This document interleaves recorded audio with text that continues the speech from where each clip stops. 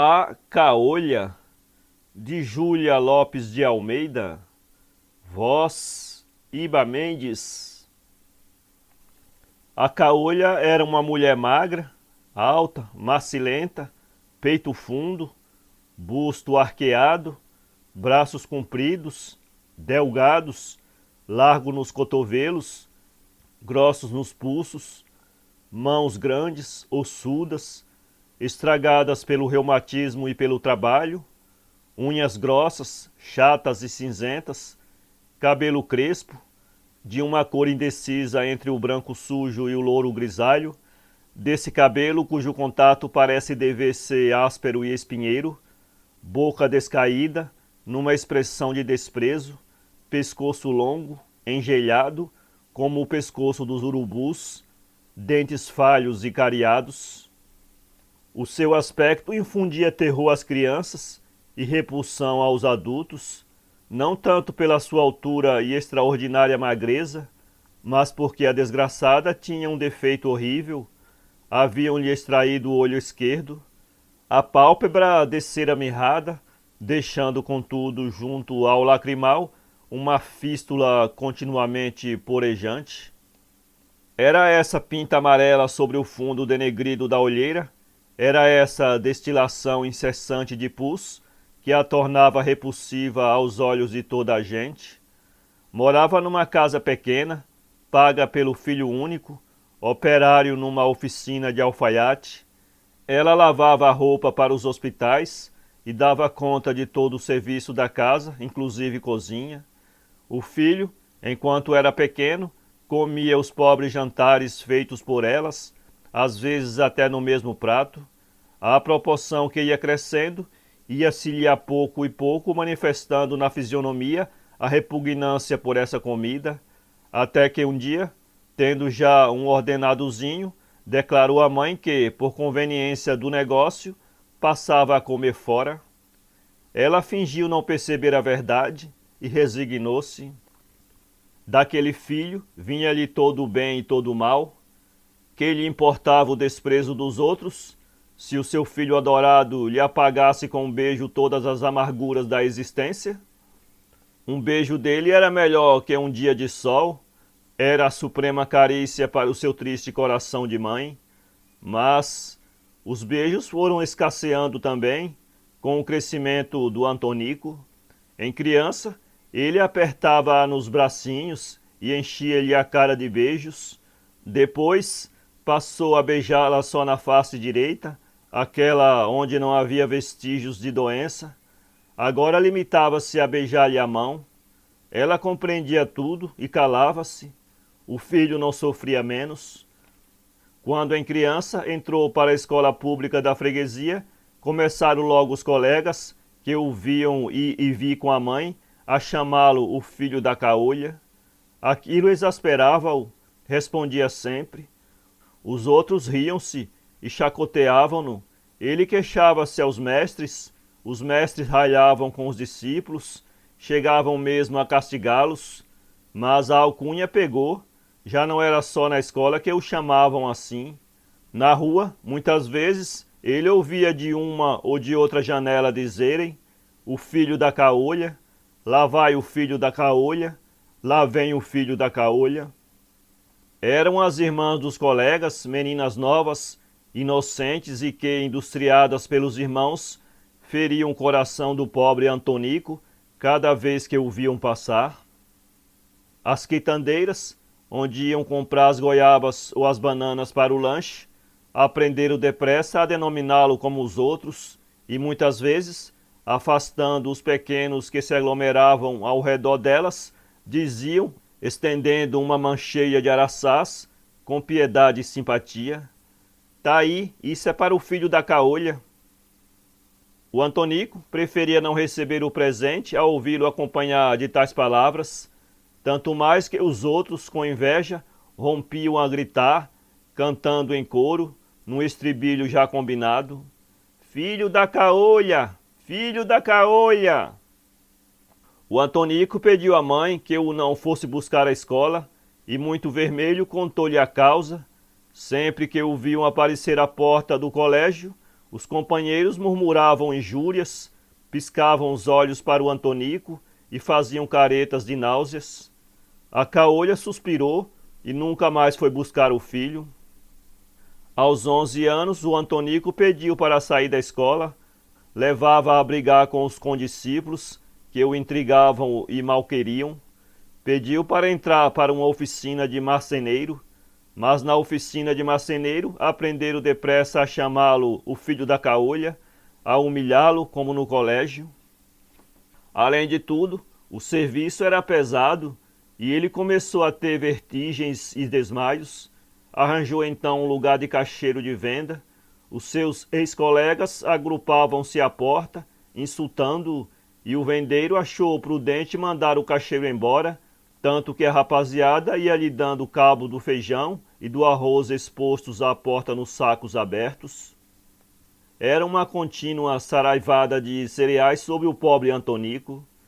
Depois disso, passou um tempo em casa, ocioso, magro, amarelo, deitado pelos cantos, dormindo às moscas, sempre zangado e sempre bocejante. Evitava sair de dia e nunca, mas nunca acompanhava a mãe. Esta poupava-o, tinha medo de que o rapaz, num dos desmaios, lhe morresse nos braços, e por isso nem sequer o repreendia. Aos 16 anos, vendo-o mais forte, pediu e obteve-lhe a caolha um lugar na oficina de alfaiate. A infeliz mulher contou ao mestre toda a história do filho e suplicou-lhe que não deixasse os aprendizes humilhá-lo, que os fizessem ter caridade. Antonico encontrou na oficina uma certa reserva e silêncio da parte dos companheiros. Quando o mestre dizia, Senhor Antonico, ele percebia um sorriso mal oculto nos lábios dos oficiais, mas a pouco e pouco essa suspeita ou esse sorriso se foi desvanecendo, até que principiou a sentir-se bem ali.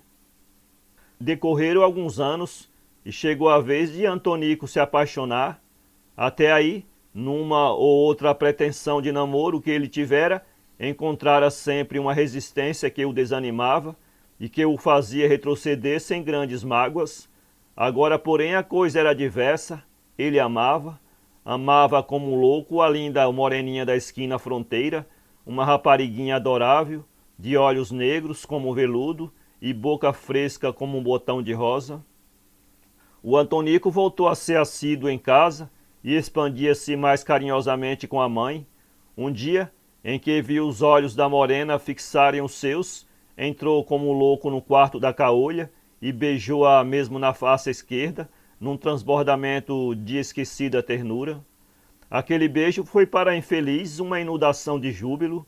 Tornara a encontrar o seu querido filho, pôs-se a cantar toda a tarde, e nessa noite, ao adormecer, dizia consigo: sou muito feliz, o meu filho é um anjo. Entretanto, o Antonico escrevia num papel fino a sua declaração de amor à vizinha. No dia seguinte mandou-lhe cedo a carta. A resposta fez-se esperar. Durante muitos dias, Antonico perdia-se em amarguradas conjecturas. Ao princípio pensava, é o pudor. Depois começou a desconfiar de outra coisa. Por fim recebeu uma carta em que a bela moreninha confessava consentir em ser sua mulher se ele se separasse completamente da mãe. Vinham explicações confusas, mal alinhavadas, lembrava a mudança de bairro. Ele ali era muito conhecido por filho da caolha e bem compreendia que ela não se poderia sujeitar a ser alcunhada em breve de nora da caolha ou coisa semelhante. O Antonico chorou, não podia crer que a sua casta e gentil moreninha tivesse pensamentos tão práticos. Depois o seu rancor voltou-se para a mãe. Ela era a causadora de toda a sua desgraça. Aquela mulher perturbara a sua infância, quebrara-lhe todas as carreiras, e agora o seu mais brilhante sonho de futuro sumia-se diante dele. Lamentava-se por ter nascido de mulher tão feia e resolveu procurar meio de separar-se dela. Considerar-se-ia humilhado continuando sob o mesmo teto. Havia de protegê-la de longe, vindo de vez em quando vê-la à noite, furtivamente. Salvava assim a responsabilidade de protetor e ao mesmo tempo consagraria à sua amada a felicidade que lhe devia em troca do seu consentimento e amor. Passou um dia terrível. À noite, voltando para casa, levava o seu projeto e a decisão de o expor à mãe. A velha, agachada à porta do quintal, lavava umas panelas com um trapo engordurado. O Antonico pensou: a dizer a verdade, eu havia de sujeitar minha mulher a viver em companhia de uma tal criatura? Estas últimas palavras foram arrastadas pelo seu espírito com verdadeira dor. A caolha levantou-se para ele o rosto, e o Antonico, vendo-lhe o pus na face, disse: limpe a cara, mãe. Ela sumiu a cabeça no avental. Ele continuou: afinal, nunca me explicou bem a que é devido esse defeito. Foi uma doença, respondeu sufocadamente a mãe. É melhor não lembrar isso. E é sempre a sua resposta: é melhor não lembrar isso. Por quê? Porque não vale a pena, nada se remedeia. Bem, agora escute. Trago-lhe uma novidade. O patrão exige que eu vá dormir na vizinhança da loja. Já aluguei um quarto. A senhora fica aqui e eu virei todos os dias a saber da sua saúde ou se tem necessidade de alguma coisa. É por força maior. Não temos remédio senão sujeitar-nos. Ele, magrinho, curvado pelo hábito de costurar sobre os joelhos, delgado e amarelo como todos os rapazes criados à sombra das oficinas, onde o trabalho começa cedo e o serão acaba à tarde, tinha lançado naquelas palavras toda a sua energia e espreitava agora a mãe com um olho desconfiado e medroso. A caolha levantou-se e, fixando o filho com uma expressão terrível, respondeu com doloroso desdém: embusteiro, o que você tem é vergonha de ser meu filho? Saia, que eu também já sinto vergonha de ser mãe de semelhante ingrato.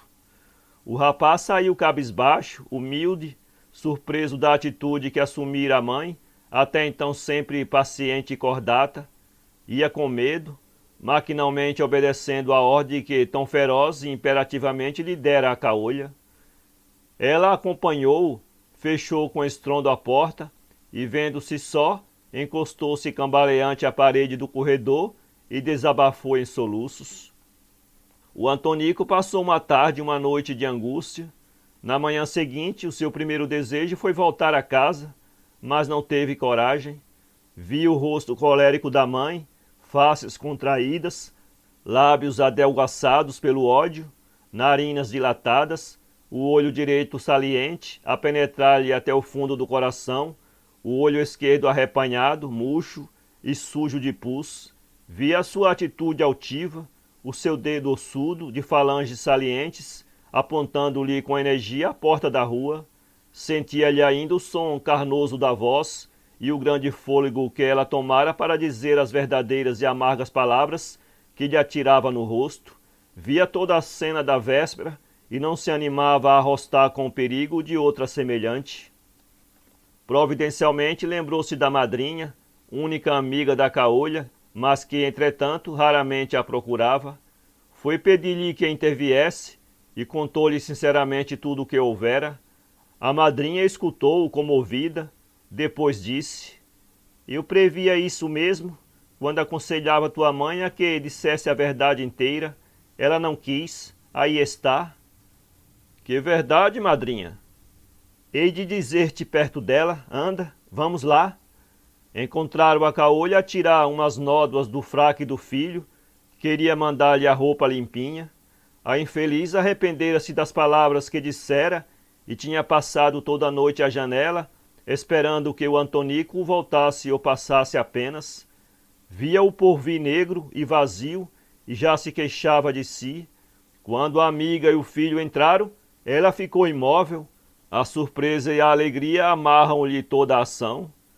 A madrinha do Antonico começou logo: o teu rapaz foi suplicar-me que te viesse pedir perdão pelo que houve aqui ontem, e eu aproveito a ocasião para, à tua vista, contar-lhe o que já deverias ter-lhe dito.